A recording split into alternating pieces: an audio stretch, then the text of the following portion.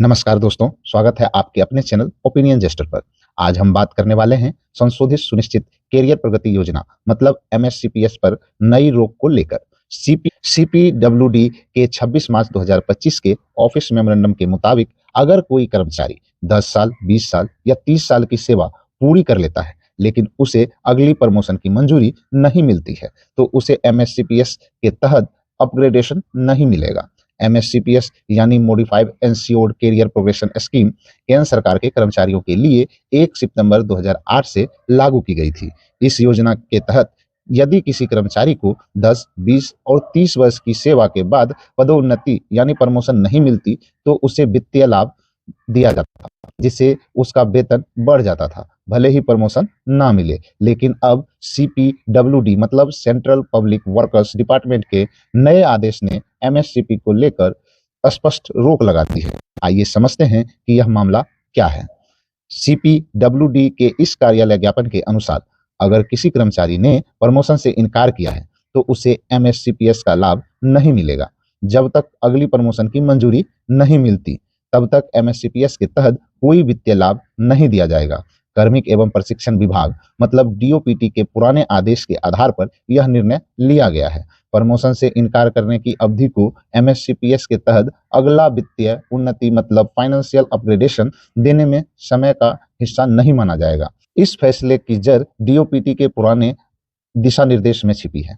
1989 का आदेश कहता है कि अगर कोई कर्मचारी प्रमोशन लेने से इनकार करता है तो उसे एक तय समय पर उसे दोबारा प्रमोशन का ऑफर नहीं मिलेगा। 2019 के आदेश के मुताबिक अगर किसी कर्मचारी को प्रमोशन का ऑफर मिला लेकिन उसने एमएससीपीएस के तहत उन्नति से पहले इसे ठुकरा दिया तो उसे एमएससीपीएस का लाभ नहीं मिलेगा। अगर पहले ही एमएससीपी का लाभ मिल चुका हो और बाद में कर्मचारी प्रमोशन से इनकार करे तो पहले दिया गया लाभ वापस नहीं लिया जाएगा। सीपीडब्ल्यूडी के नए निर्देश इन्हीं पुराने नियमों को लागू करने के लिए जारी किया गया है।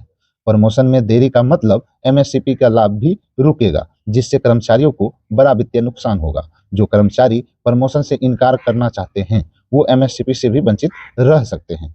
एमएससीपीएस वेतन वृद्धि का एक महत्वपूर्ण साधन है, लेकिन अब यह प्रमोशन पर निर्भर हो गया है। अस्थायी पदोन्नति और फाइनेंशियल अपग्रेडेशन में संतुलन बिगड़ सकता है, जिससे कर्मचारी असंतोष महसूस कर सकते हैं। सरकार का कहना है कि एमएससीपीएस का उद्देश्य केवल उन कर्मचारियों की मदद करना था जिन्हें प्रमोशन नहीं मिल रही थी, लेकिन इस नए फैसले से कर्मचारी के ग्रोथ और वित्तीय लाभ में रुकावट आएगी। कई कर्मचारी संगठन इस फैसले के खिलाफ आवाज उठा सकते हैं, क्योंकि एमएससीपीएस प्रमोशन की जगह वित्तीय अस्थिरता देने के लिए था। प्रमोशन न मिलने की स्थिति में कर्मचारियों को प्रोत्साहित करने के लिए इसे लागू किया गया था। अब इसे अचानक नियमों से जटिल बनाया जा रहा है।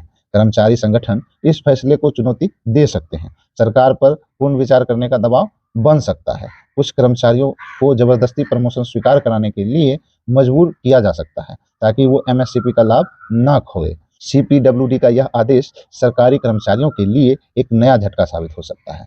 एमएससीपीएस के प्रमोशन की मंजूरी से जुड़े कर्मचारियों के वित्तीय अधिकारों को सीमित करने जैसा है। आपको क्या लगता है? क्या सरकार को इस फैसले पर दोबारा विचार करना चाहिए? नीचे कमेंट में अपनी राय बताएं और वीडियो को लाइक व शेयर करें ताकि ज़्यादा से ज़्यादा लोग इस महत्वपूर्ण जानकारी को जान सके। ऐसे ही और अपडेट पाने के लिए हमारे चैनल को सब्सक्राइब करें। धन्यवाद।